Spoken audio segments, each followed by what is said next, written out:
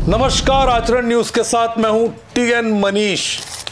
ठप हो सकती है शासन की व्यवस्थाएं, एक साथ हड़ताल पर जा सकते हैं तमाम सरकारी कर्मचारी। प्रदेश के 4.5 लाख से ज्यादा कर्मचारी अनिश्चितकालीन काम बंद हड़ताल की तैयारी में जुट गए हैं। जी हां, ये बड़ी खबर ग्वालियर में उस वक्त हुई है जब प्रदेश के सभी सरकारी संविदा और आउटसोर्स कर्मचारियों ने हड़ताल का मन ग्वालियर से बनाया है।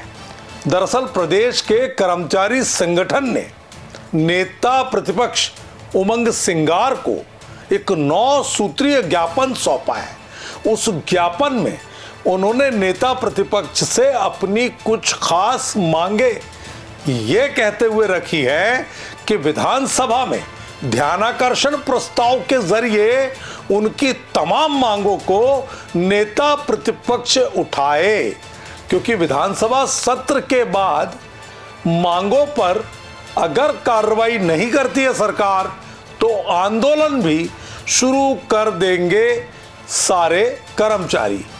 और नेता प्रतिपक्ष उमंग सिंगार ने तत्काल कर्मचारी कांग्रेस के तमाम नेताओं को आश्वस्त भी कर दिया कि वे इस पूरे मामले को जोर शोर के साथ 10 मार्च से शुरू होने वाले विधानसभा सत्र में उठाएंगे। और अगर इस दौरान ध्यानाकर्षण के बावजूद 4.5 लाख से अधिक कर्मचारियों की बातें सरकार ने नहीं मानी तो वे बेमियादी हड़ताल पर चले जाएंगे। ये बड़ा मामला ग्वालियर से सामने उस वक्त आया है जब नेता प्रतिपक्ष उमंग सिंगार यहां आए थे और उनके साथ प्रदेश के सरकारी कर्मचारियों में संविदा आउटसोर्स कर्मचारी की बात रखते हुए कर्मचारी कांग्रेस ने 9 बिंदुओं का एक मांग पत्र शासन से पूरा कराने के लिए ज्ञापन की शक्ल में नेता प्रतिपक्ष उमंग सिंगार को ग्वालियर में सौंपा है। प्रदेश के संयुक्त कर्मचारी संगठन ने इस पूरे मामले में ध्यानाकर्षण के जरिए ये बात उठाने का आग्रह उमंग सिंगार से किया और उन्होंने भी तत्काल प्रभाव से इस पर हामी भरी है कि वे जरूर विधानसभा में इन बातों को उठाएंगे। चाहे कर्मचारी हो चाहे कोई भी हो, किसी भी वर्ग के हो, उनकी मांगों पे विचार तत्काल होना चाहिए। सरकार टालती क्यों है? संविदा शिक्षक की भर्ती को टालती रही, कर्मचारियों की अपनी मांग उस पर टालती रही। तो सरकार निश्चित तौर से ब्रांडिंग करना चाहती है, बड़े बड़े इन्वेस्टर मीट करना चाहती है, लेकिन जो इतने सालों से कर्मचारी है, शिक्षक है, जो काम कर रहे हैं, इनके बारे में नहीं सोचती। इनको सिर्फ एक लॉलीपॉप पकड़ाती है ताकि सरकार चलती रहे। लेकिन मैं समझता हूँ कि ये लोग सरकार और एक आम व्यक्ति से जुड़े हुए एक सेतु का काम करते।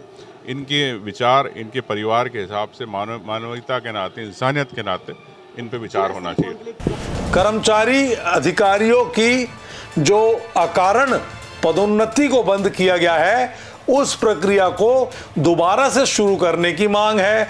गृह भाड़ा मतलब जो हाउस रेंट मिलता है उस पर रिवाइज उसको करने की और 7वें वेतनमान के आधार पर करने की मांग है। प्रदेश के सभी कर्मचारी अधिकारी पेंशनरों को केंद्र के समान महंगाई भत्ता दिए जाने की तीसरे नंबर की मांग है। पेंशनर्स के लिए धारा 49(6) का बंधन खत्म किए जाने की भी मांग है और 35 साल की सेवा पूरा करने पर दूसरे विभागों की तरह शिक्षा विभाग के सहायक शिक्षकों, प्रधान अध्यापकों को चौथा क्रमोन्नति वेतनमान दिए जाने की भी मांग इस दौरान कर्मचारी नेताओं और संगठन ने रखी। 6वें नंबर पर नवीन शिक्षक संवर्ग को नियुक्ति दिनांक से वरिष्ठता दिए जाने की मांग भी रखी गई है।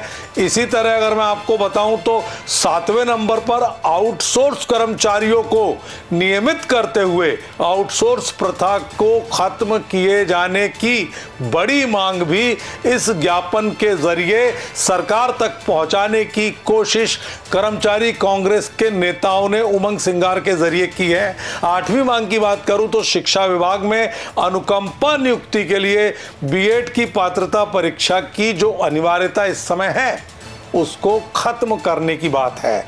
और आखिरी मांग है कि 1 अगस्त से 31 दिसंबर के बीच सेवानिवृत्त होने पर एक अतिरिक्त वेतन वृद्धि का लाभ कर्मचारियों को दिए जाने की मांग है। इस समूचे मामले में कर्मचारी नेताओं ने भी भरोसा दिलाया है कि उनकी मांग को जो नेता प्रतिपक्ष उमंग सिंगार हैं वो जरूर से समय रहते सरकार के संज्ञान में लाएंगे। और कर्मचारियों ने 52 सूत्रीय मांगे जो हैं वो रखी थी, लेकिन इनमें से सभी मांगे लंबित हैं।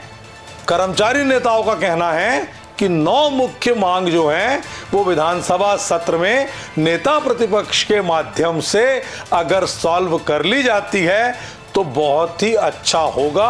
अन्यथा विधानसभा सत्र के बाद एक साथ प्रदेश के सभी 4.5 लाख से ज्यादा कर्मचारी बेमियादी कामबंद हड़ताल पर उतरने के लिए बाध्य होंगे।